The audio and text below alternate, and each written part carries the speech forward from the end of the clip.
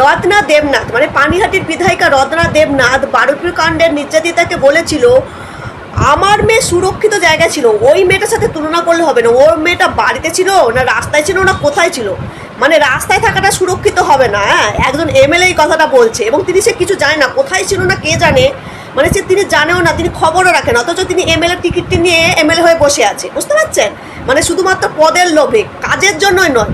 তো তাকে কিভাবে ধুয়ে দিল কংগ্রেসের সম্পাদক, একটু শুনে নিন।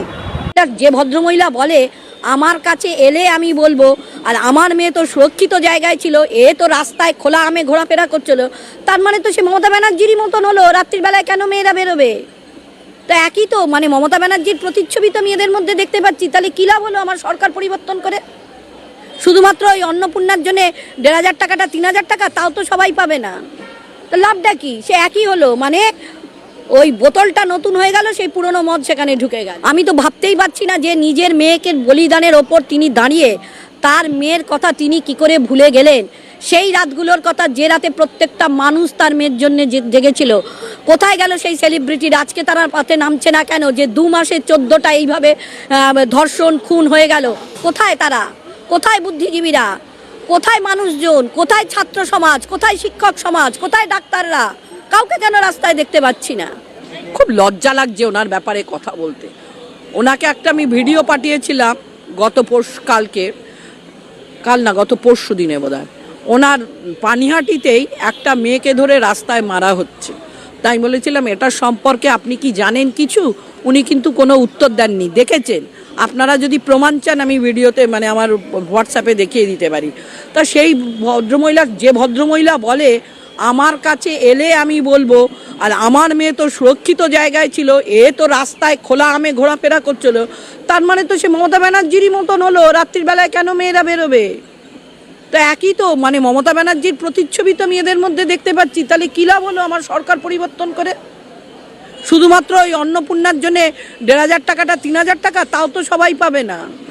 তো লাভটা কি? সে একই হলো, মানে ওই বোতলটা নতুন হয়ে গেল, সেই পুরনো মদ সেখানে ঢুকে গেল। আর তো বিশেষ কিছু হলো না। তা পশ্চিমবাংলার মানুষের উন্নতি কোথায়? আজকে আমাদের কথা বলতে দিচ্ছেন, কালকে আর কথা বলতে দেবেন না, এইটাই লাভ হবে আর কি।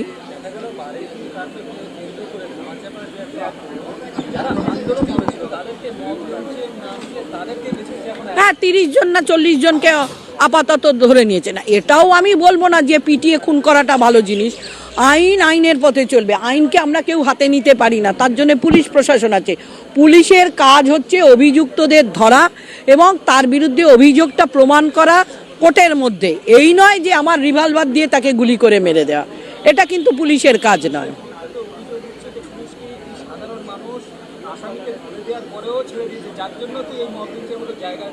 হ্যাঁ, নিশ্চয়ই পুলিশ তো চেয়েছিল এটাকে নিয়ে একটা দাঙ্গা ফাসাদ করার, যাতে হিন্দু মুসলিম একটা রায়টের সৃষ্টি হয়, কিন্তু সেটা না হয়ে এটা উল্টো দিকে ঘুরে গেল।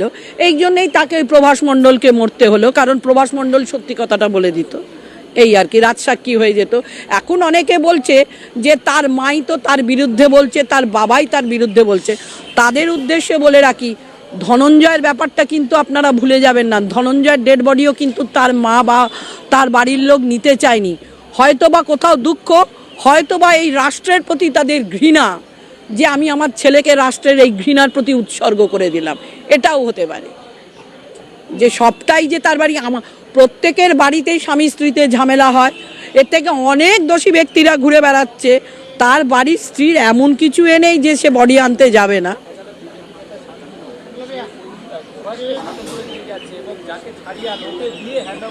তাকে ছাড়িয়ে আনলো। আমি তো বলছি এখানে আরএসএস এর বিজেপির যোগ রয়েছে, এটাকে ধামাচাপা দেবার জন্যেই কিন্তু প্রভাস মণ্ডলকে সরকারিভাবে খুন করা হলো, নট এনকাউন্টার। এটা আমি মনে করব এটা খুন। যদি এইটাই যদি হয়, তাহলে এখনও কেন হেমব্রমের একটা দোষী একটা ধরা পড়লো না? নেতাজি নগরের এইরকম দোষীরা এখনও ধরা পড়লো না কেন? এতই যদি সরকার বা পুলিশ প্রশাসন এতই সজাগ থাকে। এটা হচ্ছে সরকারিভাবে খুন, এবং সেটাকে মানে এই যে যেটা করেছে সেটাকে ধামাচাপা দেওয়ার একটা ব্যবস্থা করা হলো।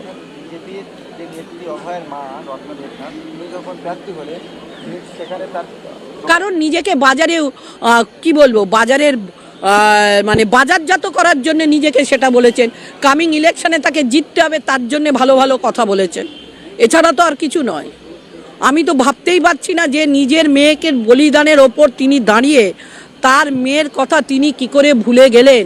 সেই রাতগুলোর কথা যে রাতে প্রত্যেকটা মানুষ তার মেয়ের জন্য জেগেছিল, কোথায় গেল সেই সেলিব্রিটির? আজকে তারা পথে নামছে না কেন? যে 2 মাসে 14টা এইভাবে ধর্ষণ খুন হয়ে গেল, কোথায় তারা? কোথায় বুদ্ধিজীবীরা? কোথায় মানুষজন? কোথায় ছাত্র সমাজ? কোথায় শিক্ষক সমাজ? কোথায় ডাক্তাররা? কাউকে কেন রাস্তায় দেখতে পাচ্ছি না? আবার কখনো অভিযোগ করছেন যে অভয়ের মা যে আমাকে ন্যায় বিচার দেওয়া হবে বলে দেওয়া হয়, সরকার আমাকে বিচার করতে পারে। উনি সরকারে, তা ন্যায় বিচার তো উনি আনবেন এবারেতে।